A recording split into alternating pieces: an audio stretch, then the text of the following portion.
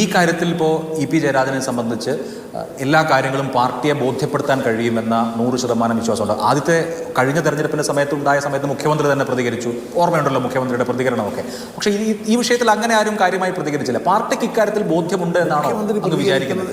മുഖ്യമന്ത്രി പ്രതികരിക്കുന്നത് ശരിയായിട്ടുള്ള നടപടിയുടെ ഭാഗമായിട്ടാണ്. ഇത് എനിക്ക് മാത്രമായിട്ടുള്ള ഒരു വലിയ സന്ദേശമാണ് അദ്ദേഹം കൊടുത്തത്. ഈ അടുത്ത് മുഖ്യമന്ത്രിയെ കണ്ടല്ലോ, അപ്പോൾ ഈ പഴയ കാര്യങ്ങളൊക്കെ, അതായത് അന്നത്തെ കാര്യങ്ങളൊക്കെ സംസാരിച്ചു. മുഖ്യമന്ത്രിയെ കാണുന്നു, ഞങ്ങൾ ഇടയ്ക്കിടെ കാണുന്നുണ്ട്. മുഖ്യമന്ത്രിയെ മാത്രമല്ലല്ലോ, പാർട്ടി നേതാക്കന്മാരെല്ലാം ഞങ്ങൾ പലപ്പോഴും അങ്ങോട്ടും ഇങ്ങോട്ടും കണ്ടുകൊണ്ടിരിക്കുന്നില്ലേ. അങ്ങനെ കാണുന്നത് രാഷ്ട്രീയ പ്രവർത്തനത്തിൻ്റെ ഭാഗമായിട്ടാണ്. അതിങ്ങനെ പണ്ട് കാലം നടന്നൊരു ചർച്ച ചെയ്തിനോ, ചോദിച്ചിനോ? ഇതൊന്നും ഞങ്ങൾ പാർട്ടിയിൽ അങ്ങനെ ഒരു ചോദ്യത്തിന് പ്രസക്തി. ഇത് രാഷ്ട്രീയത്തിന് അതീതമായി ഇപ്പോൾ വളരെ വ്യക്തിബന്ധം കൂടി ഉണ്ടല്ലോ. ഇപ്പോൾ പിണറായി വിജയനുമായി ഏറ്റവും അധികം വ്യക്തിബന്ധമുള്ള ആളായിട്ടാണ് ഇ.പി. ജയരാജനെ എല്ലാ ആളുകളും കണ്ടുകൊണ്ടിരുന്നത്. പൊതുവെ അങ്ങനെയാണ്. അപ്പോൾ അതിനകത്തൊരു ചെറിയ ഉലച്ചിലോ ഒരു മാറ്റമോ ഒക്കെ ഇടക്കാലത്ത് വന്നിരുന്നോ? ഇങ്ങനെ തോന്നേണ്ട കാര്യം എന്താ ഉള്ളത്?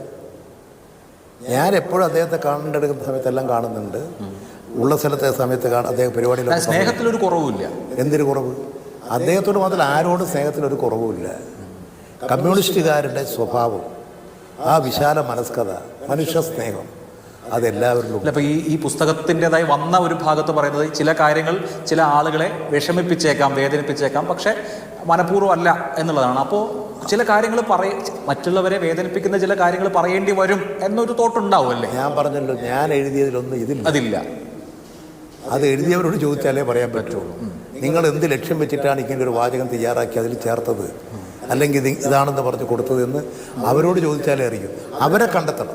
ഈ LDF കണ്ടെത്തുന്ന മാറ്റിയ കാര്യത്തിൽ എന്നോട് അത് കമ്മ്യൂണിക്കേറ്റ് ചെയ്തിരുന്നില്ല, പാർട്ടി എന്നെ കേട്ടില്ല എന്നൊരു പരാമർശം കൂടി ആ പുസ്തകത്തിലുണ്ട്. ശരിക്കും അങ്ങനെ ഉണ്ടോ എന്ന് എനിക്കറിയില്ല. അങ്ങനെ ഒരു അഭിപ്രായം, അങ്ങനെയുള്ള പരാമർശം ഉണ്ടെങ്കിൽ ഞാൻ പറയും. അല്ല, അങ്ങേക്ക് അങ്ങനെ ഒരു ഫീൽ? ഞാൻ ഇന്നുവരെ അങ്ങനെ ഒരു പരാമർശം നടത്തിയിട്ടില്ല.